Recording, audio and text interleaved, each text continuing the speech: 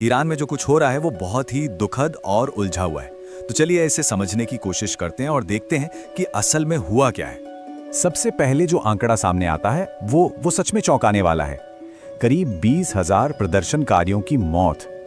अब हाँ, ये एक्टिविस्ट ग्रुप्स का अनुमान है और इस पर काफी बहस भी है, लेकिन ये नंबर हमें इस पूरी त्रासदी का एक अंदाजा तो देता ही है।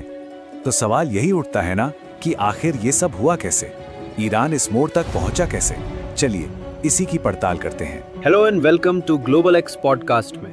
ये वो जगह है जहां दुनिया की खबरें मिलती हैं सच्ची बातचीत से। हम बात करते हैं उन घटनाओं की जो पूरी दुनिया में हो रही हैं और ये भी बताते हैं कि उनका आपकी ज़िंदगी पर क्या असर पड़ता है। तो अपने हेडफोन लगाइए और हमारे साथ बने रहिए।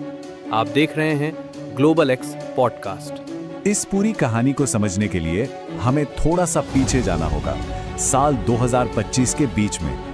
उस वक्त माहौल में काफी तनाव था।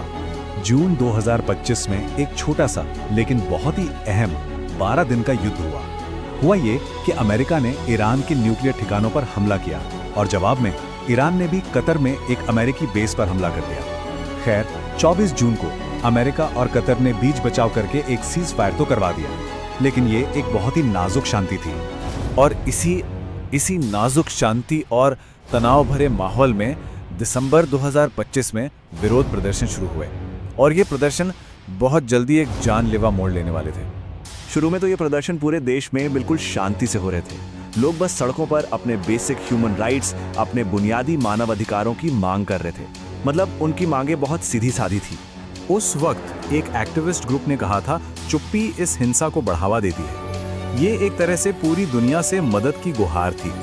लेकिन बहुत जल्द हालात बदल गए। 30 दिसंबर आते आते ये साफ हो गया था कि सरकार का इरादा क्या है।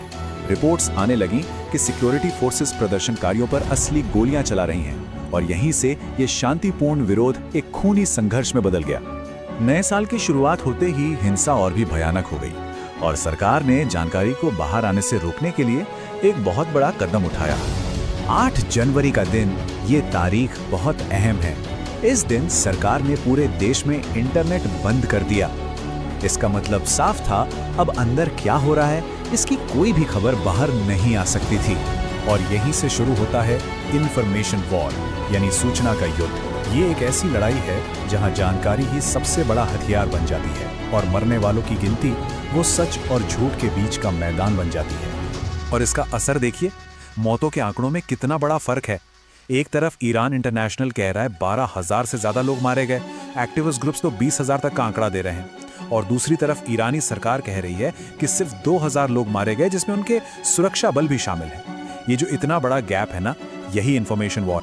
लेकिन इन नंबरों के पीछे की जो हकीकत थी वो और भी डरावनी थी। मेडिकल सोर्सेज बता रहे थे कि अस्पताल क्राइसिस मोड में है। मतलब वो लाशों और घायल प्रदर्शनकारियों से भरे पड़े थे, खासकर 8 जनवरी के बाद। जैसे जैसे ये खबरें लीक होकर बाहर आने लगी, पूरी दुनिया का ध्यान इस पर गया। अब ये सिर्फ ईरान का अंदरूनी मामला नहीं रह गया था। तो फिर दुनिया ने क्या किया? यूएन सिक्योरिटी काउंसिल ने एक इमरजेंसी मीटिंग बुलाई।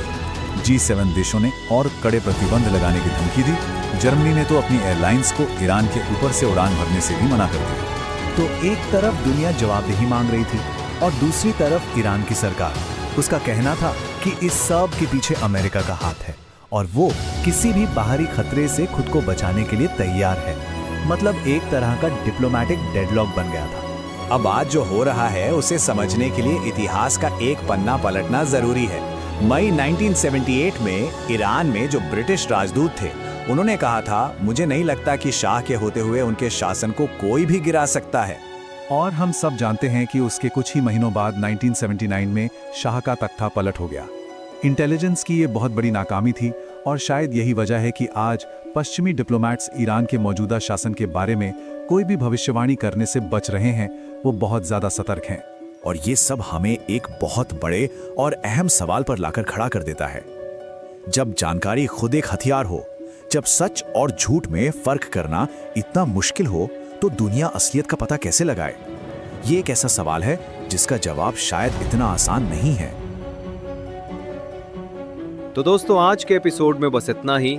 अगर वीडियो अच्छा लगा हो तो लाइक करें और कमेंट में अपनी राय बताइए। हमें हर जगह फॉलो करना मत भूलिए, YouTube और Instagram।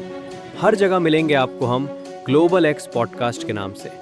मिलते हैं अगली बड़ी खबर के साथ।